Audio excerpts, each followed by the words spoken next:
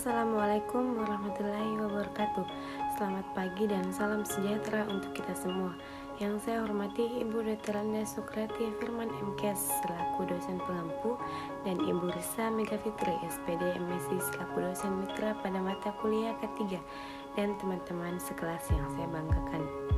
Pertama-tama, mari kita panjatkan puji dan syukur kepada Tuhan Yang Maha Esa atas rahmat dan hidayahnya lah kita dapat melaksanakan presentasi pada pagi hari ini. Sebelum itu, izinkan saya memperkenalkan diri terlebih dahulu. Perkenalkan, saya Siti Aisyah Permatasari selaku moderator dari kelompok 6. Dan adapun rekan-rekan saya yaitu Erna Nurbiana, Sri Ayu Putri, dan Fahimatus Sahabia. Dan topik yang akan kami bahas adalah penerapan ketiga pada industri tata rias. Dengan mengucapkan Bismillahirrahmanirrahim, presentasi ini saya buka. Dan langsung saja saya persilahkan kepada pemateri pertama untuk membawakan materinya. Baiklah, saya akan membacakan materi yang pertama yaitu penerapan alat pelindung diri pada industri tata rias. Alat pelindung diri atau APD adalah kelengkapan yang wajib digunakan saat bekerja sesuai bahaya dan risiko kerja untuk menjaga keselamatan pekerja itu sendiri dan orang-orang di sekelilingnya. Berikut adalah alat pelindung diri yang sesuai dikenakan pada industri rias. Yang pertama, cap atau celemek. Digunakan pada operator dan juga klien yang berbahan plastik yang berfungsi untuk melindungi pakaian dari kosmetik pada saat mengaplikasikan. Kedua, sarung tangan.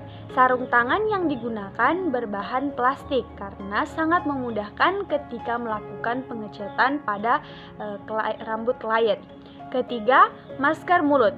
Berfungsi untuk menjaga bau yang tidak sedap pada saat melakukan perawatan sehingga klien merasa lebih nyaman. B. Hygiene dan sanitasi pada industri tata rias. Ada beberapa hal yang harus dikembangkan dan dijaga oleh para pegawai salon kecantikan secara jasmania. Di antaranya adalah yang pertama, pemeliharaan tubuh dan alat-alat tubuh seperti pencucian tangan. Tangan yang kotor atau terkontaminasi dapat memindahkan bakteri dan virus, patogen, fases, atau sumber lainnya. Oleh karena itu, pencucian tangan merupakan hal yang pokok yang harus dilakukan oleh seorang pekerja salon. Yang kedua, pemeliharaan pakaian. Yang dikenakan pakaian pegawai salon kecantikan harus selalu bersih. Pakaian sebaiknya tidak bermotif dan berwarna terang. Hal ini dilakukan agar pengotoran pada pakaian mudah terlihat. Jika menggunakan celemek atau cap yang digunakan pekerja harus bersih dan tidak digunakan sebagai lap tangan. Setelah tangan menyentuh celemek, sebaiknya segera dicuci. Tujuan penerapan K3 pada industri tata rias, kesehatan dan keselamatan kerja menjadi prioritas utama dalam sebuah ekosistem bekerja. Hal ini dikarenakan sumber daya manusia merupakan aset penting perusahaan yang perlu dilindungi kesehatan dan keselamatannya. Dalam menjalankan K3 diperlukan kesadaran antara tenaga kerja dan perusahaan atau pemberi kerja. Setiap perusahaan harus menyadari bahwa mereka memiliki tugas serta tanggung jawab moral untuk menjaga dan memperhatikan karyawannya. Lebih lengkap berikut ini alasan mengapa kesehatan dan keselamatan kerja itu penting. 1. Mampu menjaga reputasi perusahaan. Jika perusahaan tidak memiliki tunjangan kesehatan dan keselamatan kerja yang terjamin, bisa saja suatu saat hal ini muncul di internet sebagai kekurangan perusahaan. Namun sebaliknya, jika perusahaan ini memiliki tunjangan kesehatan dan keselamatan kerja yang bagus, biasanya reputasi perusahaan juga akan meningkat. Tidak jarang semakin banyak kandidat terbaik yang tertarik untuk melamar kerja karena keunggulan reputasi ini. 2. Membuat karyawan lebih sadar dengan bahaya dan risiko di tempat kerja. Banyak sekali karyawan yang tidak peduli dengan bahaya dan risiko di tempat bekerja. Dengan lebih menekankan peraturan tentang keselamatan kerja, karyawan juga bisa lebih sadar akan hal ini sehingga hal ini dapat membantu perusahaan untuk mengurangi risiko kecelakaan kerja dan dapat memiliki langkah pencegahan yang baik. 3. Mengurangi stres yang dirasakan karyawan. Dengan mencengangkan budaya kesehatan dan keselamatan kerja, perusahaan juga harus menuntut pegawainya untuk lebih menjaga kesehatan dan mentalnya. Dengan demikian, jam kerja sudah diatur dan jadwal lembur tidak akan terlalu menyiksa karyawan. 4. Meningkatkan performa karyawan. Menurut analisis dan sebuah penelitian, kesehatan dan keselamatan kerja yang terjamin mampu meningkatkan performa karyawan, karena ternyata tunjangan ini juga dapat meningkatkan lingkungan kerja menjadi lebih nyaman. Rasa nyaman ini ternyata mampu membuat karyawan bekerja lebih giat dan disiplin, sehingga produktivitas karyawan dan performa mereka juga otomatis akan meningkat seiring dengan meningkatnya hal-hal tersebut. 5. Menurunkan angka kerugian perusahaan. Cara ini juga membuat kerugian yang harus ditanggung perusahaan menjadi menurun, sebab dengan adanya tunjangan dan pengetahuan mengenai kesehatan dan keselamatan kerja, kecelakaan menjadi lebih mungkin untuk dihindari dan dicegah. 6. Meningkatkan loyalitas karyawan. Tidak hanya dapat mengurangi kerugian akibat ketidakhadiran karyawan karena kecelakaan atau sakit terkait pekerjaan, memperhatikan kesehatan dan keselamatan kerja juga dapat meningkatkan loyalitas karyawan. Pasalnya, dengan menekankan kesehatan dan keselamatan kerja, perusahaan dapat menunjukkan bahwa perusahaan peduli dengan kesehatan, keselamatan kerja, dan kesejahteraan pegawai.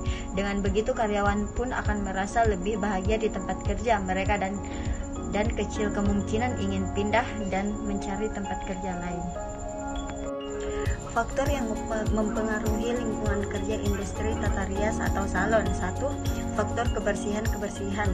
Lingkungan kerja berpengaruh pada kesehatan jasmani dan kesehatan jiwa seseorang. Bagi orang yang normal, lingkungan yang bersih menimbulkan rasa senang, dan rasa senang ini mempengaruhi seseorang untuk lebih bersemangat lagi. Kebersihan di sini bukan hanya bersih untuk tempat bekerja saja, tetapi juga kamar kecil yang selalu dijaga kebersihannya. 2. Faktor pertukaran udara. Pertukaran udara yang sangat diperlukan apalagi di dalam ruangan yang banyak orang, karena pertukaran udara yang cukup ini menyebabkan kesegaran fisik dan mendorong semangat kerja karyawan. Untuk menimbulkan pertukaran udara yang baik, maka ruangan harus banyak ventilasinya sehingga udara bebas masuk dan kesehatan fisik karyawan akan terjamin. 3. Faktor penerangan seseorang yang bekerja.